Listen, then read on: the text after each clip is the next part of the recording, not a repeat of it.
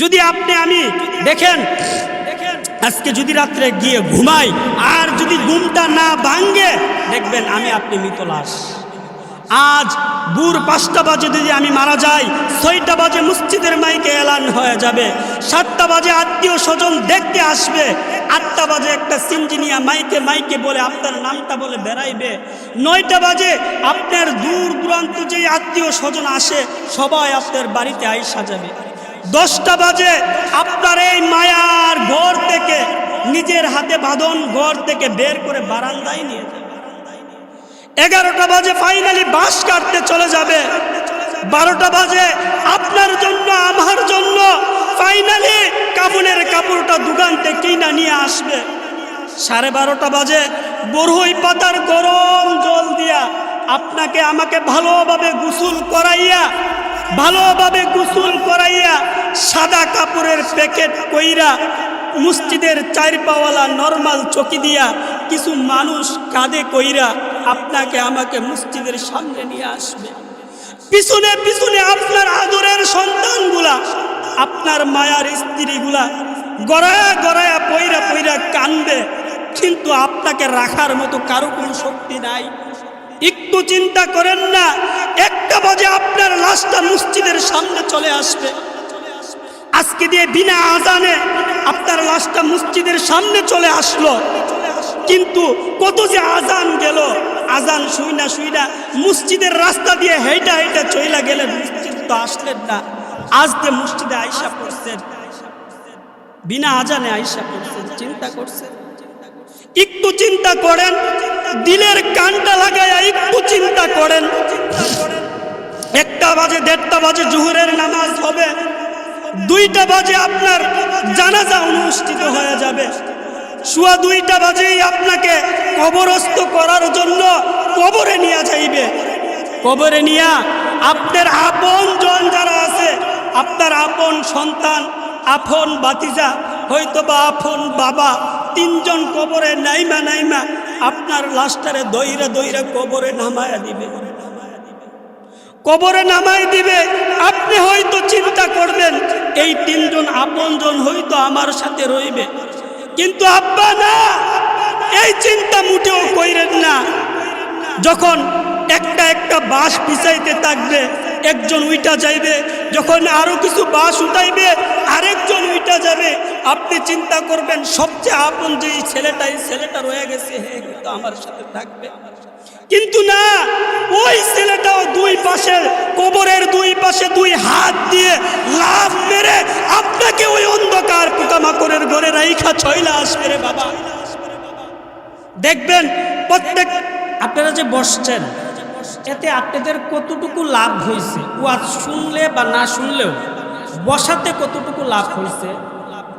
নবীজি হাদিসে বলেন, মাজলিসু ফিকহিন খায়রুম মিন ইবাদাতি 60 সানা।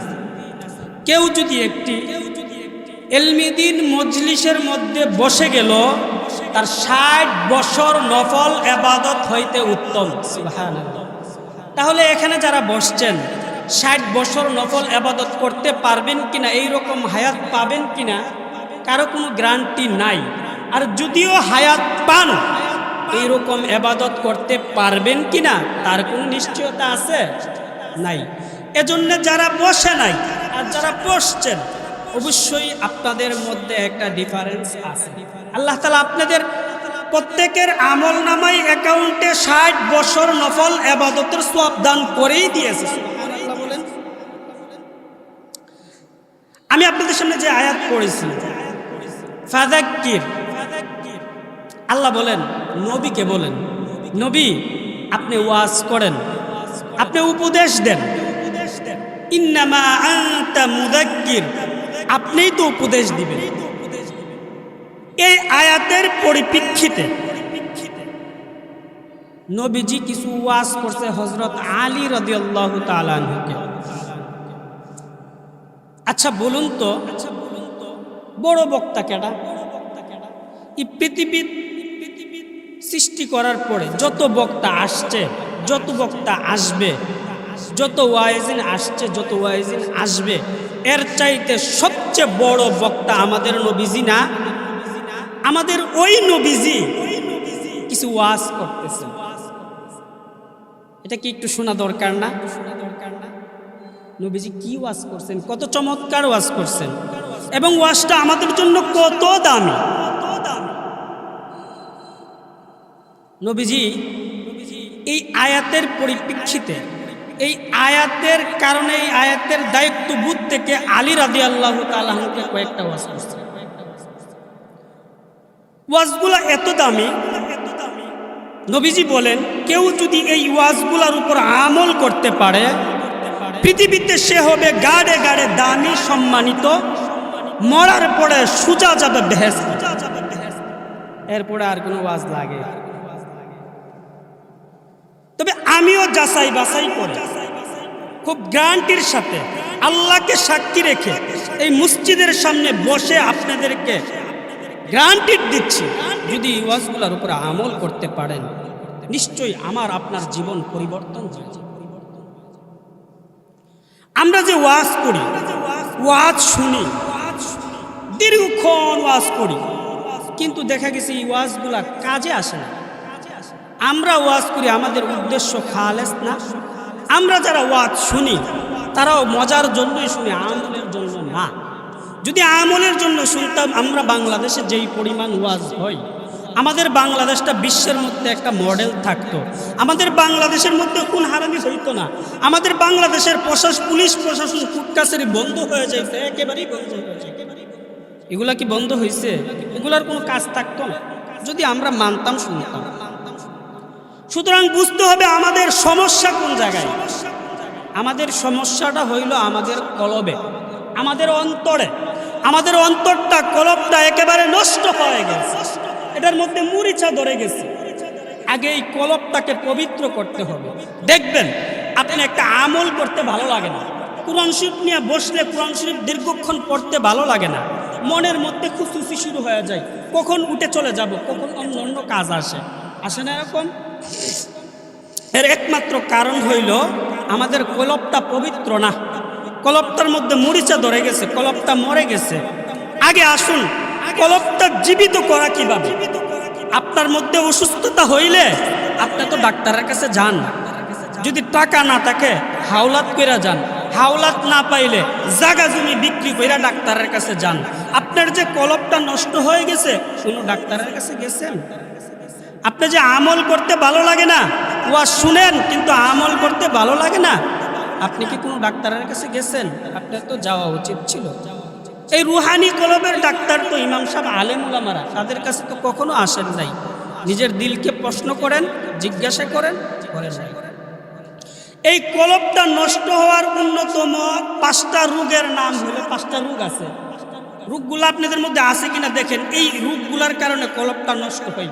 5টা রোগ 1 মিনিটে বলে ফেলি, মনে রাখবেন। 1 নাম্বার, যারা সাদাকে সাদা বলে না, কালোকে কালো বলে না, অর্থাৎ সত্যকে সত্য বলে না, মিথ্যাকে মিথ্যা বলে না, 500 টাকার বিনিময় দরবারটারে ইদিকে গিয়া ওই দিকে উল্টাইয়া দেয়, যাদের মধ্যে এই খাসলত আছে, বুঝতে হবে তাদের কলব নষ্ট, অপবিত্র। ওই কলব নিয়ে ইবাদত করলে আল্লাহ তাআলার দরবারে কবুল হবে না। 2 নাম্বার, যারা শুধু টাকা ইনকামই করে, কিন্তু ইনকামটা হালাল হচ্ছে কিনা না হারাম হচ্ছে কিনা এটার কোনো চিন্তাধারা নাই, যাদের এই মন মানসিকতা, তাদের টাকা হলেই চলে, তাদের কলবটাও নষ্ট। এই রকম খাসলত যাদের মধ্যে আছে, বুঝতে হবে তাদেরও আল্লাহর কাছে ইবাদত করা মজা পানা, আর মজা পাইলেও ইবাদত কবুল হয় না। 3 নাম্বার, আল্লাহ তাআলার নাম এবং রাসূলের নাম শুনলেই তাদের কলিজার মধ্যে আগুন ধরে যায়। যেমন ওই দিন আমি বুদল থেকে নন্দনপুর যাইতেছিলাম, আমি পিছনে বসছি, আমার সামনে আরেকটা যুবক বসছে, তো আরেকটা সিট খালি আছে। একটা লোক উঠতে গিয়া, মুরব্বী মানুষ তো, আল্লাহওয়ালা মানুষ, মুরব্বী উঠতে উঠতে আস্তে আস্তে একটু দেরি করে ফেলতেছে, আর ফুটটার মাঝে দইরা বলতেছে বিসমিল্লাহ কয়া উঠছে। সামনের লোকটা বলে, আরে সবখানে বিসমিল্লাহ পড়া লাগে না, তাড়াতাড়ি উঠো। নাউজুবিল্লাহ কইতেন না?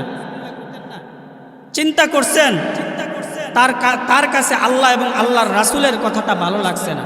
যারা আল্লাহ এবং আল্লাহর রাসূলের কথা ভালো লাগবে না, বুঝতে হবে তাদের কলবটাও নষ্ট।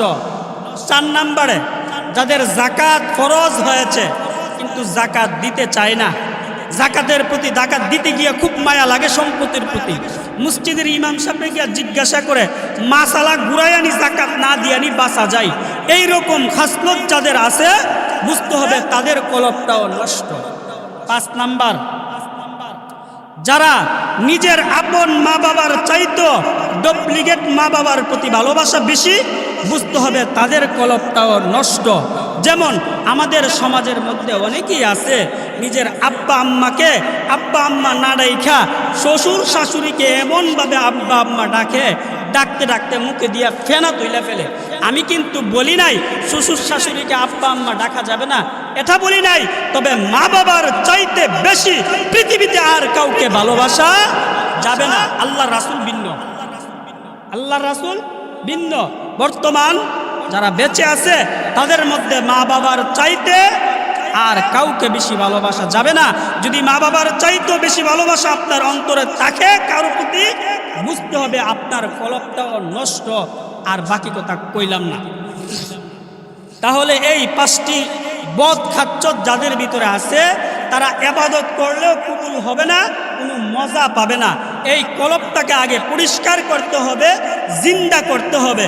জিন্দা করতে হইলে একটা মেডিসিন আছে, মেডিসিনের নামটা আমি বলে যাব। এই মেডিসিনটা যদি আমল করতে পারেন তাহলে আপনার কলবটা সুস্থ হয়ে যাবে, জিন্দা হয়ে যাবে, তর তাজা হয়ে যাবে। এই কলবের ওষুধটা আমি বলে যাব একটু পরে, কিন্তু তার আগে বলতেছি নবীজি আলী রাদিয়াল্লাহু তাআলা আনহুকে কি ওয়াজ করছে। ওয়াজটা শোনা দরকার না? মনোযোগ আসেনি না? খুব খারাপ লাগতেছে? মনে মনে মনে বলতেছেন কখন সুরটা দিব, সুরটা দিলে মনোযোগ দিব।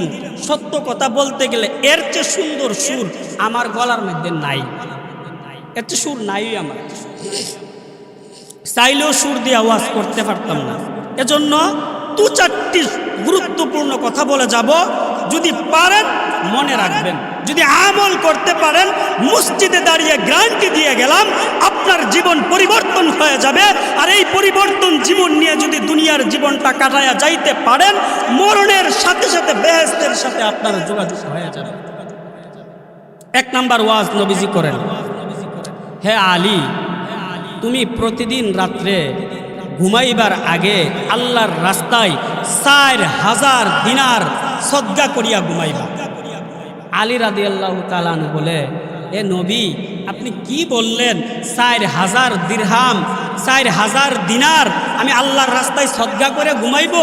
কোনোদিন আমার ঘরের চুলার মধ্যে আগুন জ্বলে আর কোনোদিন অভাবের কারণে জ্বলেওই না, আমি কিভাবে প্রতিদিন 4000 দিনার আল্লাহর রাস্তায় সদকা করব? এটা কি আমার পক্ষে সম্ভব? নবী বলে, পারবা, তুমিও চাইলে পারবা। তুমি যদি প্রতিদিন ঘুমাইবার আগে সূরা ফাতিহা 4 বার তেলাওয়াত কইরা ঘুমাইতে পারো, আল্লাহর রাস্তায় 4000 দিনার সদকা পরিমাণ সওয়াব তোমার আমল নামায় আমার আল্লাহ দিবে। কত দামি ওয়াজ! আমরা পারবো না? পারতাম না? সূরা ফাতিহা আমরা পারি না? খুব বড়। আমি বিশ্বাস করি এখানে প্রত্যেকটা মানুষ সূরা ফাতিহা ভালো করে সহি শুদ্ধ করে পারে।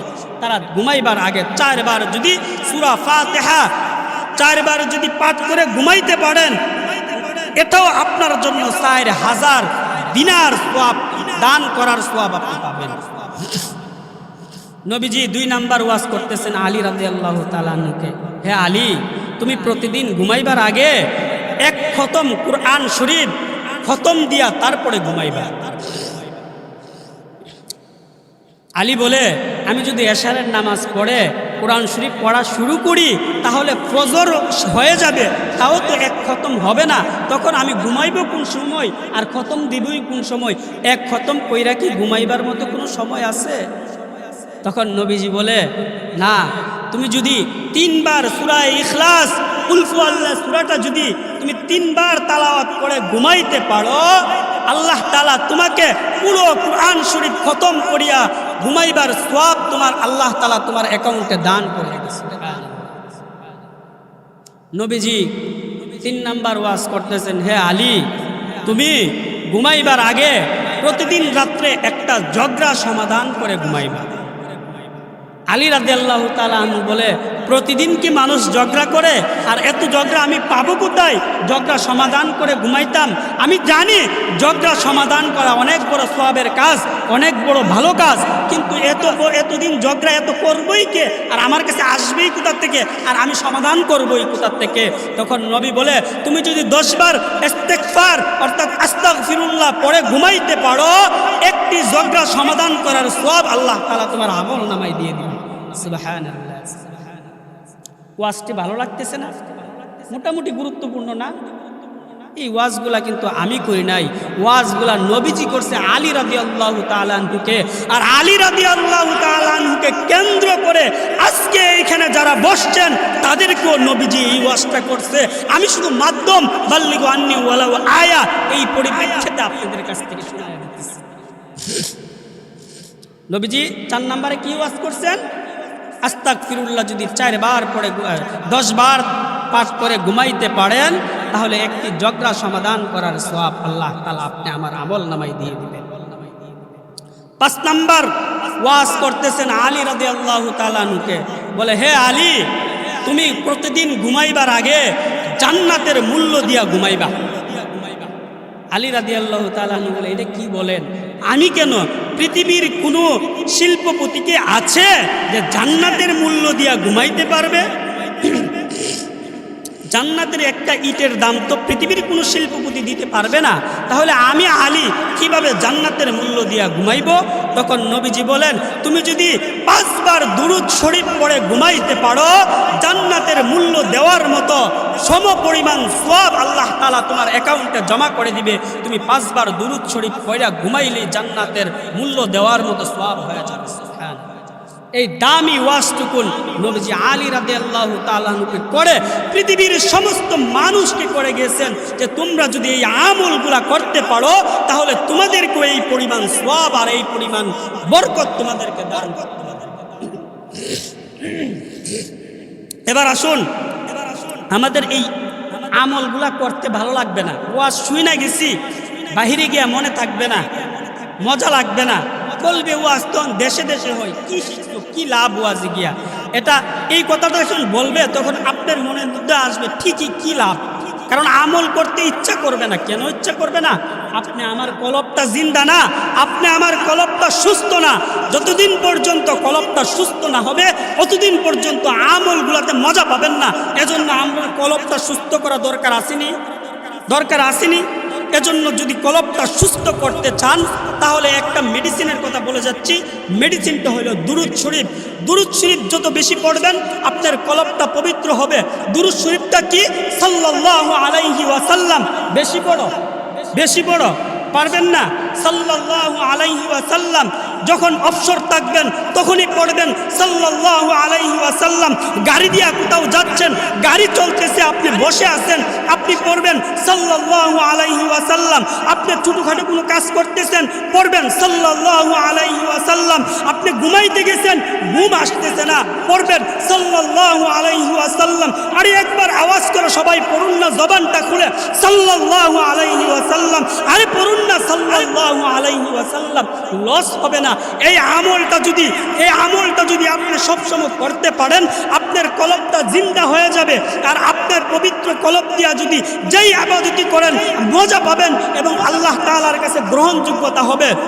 আর এইভাবে যদি আপনি জীবনটা কাটাইতে পারেন, দুনিয়ার প্রত্যেকটা গাড়ে আপনি হবেন সম্মানিত।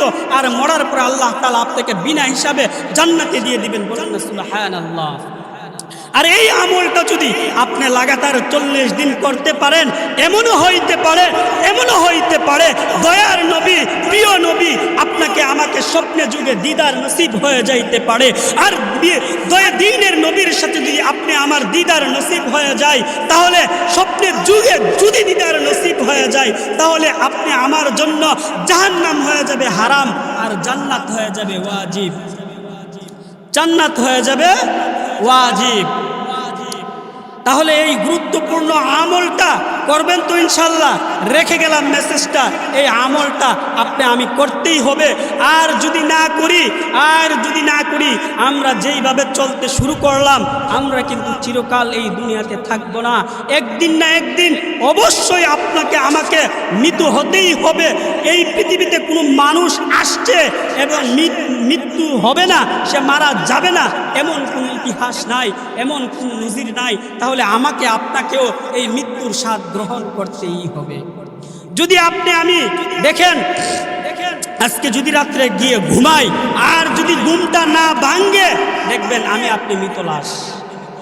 আজ ভোর 5টা বাজে যদি আমি মারা যাই, 6টা বাজে মসজিদের মাইকে এলান হয়ে যাবে, 7টা বাজে আত্মীয় স্বজন দেখতে আসবে, 8টা বাজে একটা সিঞ্জিনিয়া মাইকে বলে আপনার নামটা বলে বেড়াইবে, 9টা বাজে আপনার দূর দূরান্ত যে আত্মীয় স্বজন আসে সবাই আপনার বাড়িতে আইসা যাবে, 10টা বাজে আপনার এই মায়ার ঘর থেকে নিজের হাতে বাঁধন ঘর থেকে বের করে বারান্দায় নিয়ে যাবে, 11টা বাজে ফাইনালি বাঁশ কাটতে চলে যাবে, 12টা বাজে আপনার জন্য আমার জন্য ফাইনালি কাফনের কাপড়টা দোকান থেকে কিনা নিয়ে আসবে, 12:30টা বাজে বরহই পাতার গরম জল দিয়া আপনাকে আমাকে ভালোভাবে গোসল করাইয়া সাদা কাপড়ের প্যাকেট কইরা মসজিদের 4 পাওয়ালা নরমাল চকি দিয়া কিছু মানুষ কাঁধে কইরা আপনাকে আমাকে মসজিদের সামনে নিয়ে আসবে। পিছনে পিছনে আপনার আদরের সন্তানগুলা, আপনার মায়ার স্ত্রীগুলা গড়ায়া পইরা কান্দবে, কিন্তু আপনাকে রাখার মতো কারো কোনো শক্তি নাই। একটু চিন্তা করেন না, 1টা বাজে আপনার লাশটা মসজিদের সামনে চলে আসবে। আজকে দিয়ে বিনা আজানে আপনার লাশটা মসজিদের সামনে চলে আসলো, কিন্তু কত যে আজান গেল, আজান শুইনা মসজিদের রাস্তা দিয়ে হেঁটা চইলা গেলেন, মসজিদ তো আসলেন না। আজ যে মসজিদে আইসা পড়ছেন, বিনা আজানে আইসা পড়ছেন, চিন্তা করছেন? একটু চিন্তা করেন, দিলের কানটা লাগায়া একটু চিন্তা করেন। 1টা বাজে 1:30টা বাজে জোহরের নামাজ হবে, 2টা বাজে আপনার জানাজা অনুষ্ঠিত হয়ে যাবে, সোয়া 2টা বাজেই আপনাকে কবরস্থ করার জন্য কবরে নিয়ে যাইবে। কবরে নিয়া আপনার আপন জন যারা আছে, আপনার আপন সন্তান, আপন ভাতিজা, হয়তো বা আপন বাবা, 3 জন কবরে নাইমা আপনার লাশটারে দইরা কবরে নামায়া দিবে। কবরে নামাই দিবে। আপনি হয়তো চিন্তা করবেন এই 3 জন আপন জন হয়তো আমার সাথে রইবে, কিন্তু আব্বা না, এই চিন্তা মুটেও কইরেন না। যখন একটা বাঁশ পিছাইতে থাকবে, একজন উইটা যাইবে, যখন আরো কিছু বাঁশ উঠাইবে আরেকজন উইটা যাবে, আপনি চিন্তা করবেন সবচেয়ে আপন যে ছেলেটা রয়ে গেছে, হে তো আমার সাথে থাকবে। কিন্তু না, ওই ছেলেটাও 2 পাশে কবরের 2 পাশে 2 হাত দিয়ে লাফ মেরে আপনাকে ওই অন্ধকার পোকামাকড়ের ঘরে রাইখা চইলা আসবে রে বাবা। দেখবেন প্রত্যেকটা মানুষ এক মুঠি মাটি দিয়া পিছনে সইরা যাইবে, আপনাকে ওই অন্ধকার কবরে থাকতে হবে। কেউ আপনার সাথে থাকবে না, আপনার সাথে কেউ থাকবে না। একে একে মাটি দিয়া সবাই আপনার সাথে চলে আসবে। কেউ হয়তো আপনার কথা মনে করে চোখের পানি পালাবে, কিন্তু আপনার হিসাব আপনাকেই দিতে হবে। আপনার অন্তরঙ্গ বন্ধু আপনাকে সাহায্য করবে না। আল্লাহ তাআলা কোরআনে বলেন, ওয়ালা ইয়াসআলু হামিমুন হামিমা, অন্তরঙ্গ বন্ধুকে সাহায্য করবে না। আপনি তখন কি করবেন? ইউবাসসিরুনহুম ইয়াওয়াদ্দুল মুজরিমু লাউ ইফতাদি মিন আযাবি ইয়াউমাইযিন বিবানি। কাল কিয়ামতের দিন আল্লাহ তাআলা যখন স্পষ্ট দৃষ্টিগোচর করে দেওয়া হবে, তার আপন সন্তানটাকে মুক্তিপণ হিসেবে আল্লাহকে দিয়ে দিতে চাইবে, বলবে আল্লাহ তুমি আমার সন্তানকে নিয়ে যাও, তবুও তুমি আমাকে ছেড়ে দাও। আল্লাহ যখন তখনও মানবে না, তখন সে বলবে ওয়া ফাসিলাতিল্লাতী তুতি ইয়াউমা ইয়াওয়াদ্দুল মুজরিমু লাউ ইফতাদি মিন আযাবি ইয়াউমাইযিন বিবানি ওয়া সাহিবাতি ওয়া আখি। আল্লাহ তুমি আমার ভাইকে নিয়ে যাও, আমার স্ত্রীকে নিয়ে যাও, তবু আল্লাহ তুমি আমাকে ছেড়ে দাও। আল্লাহ বলবে না, না ওয়া সাহিবাতি ওয়া আখি ওয়া ফাসিলাতি আল্লাতী তুবি ওয়া মান ফিল আরদি জামিআ।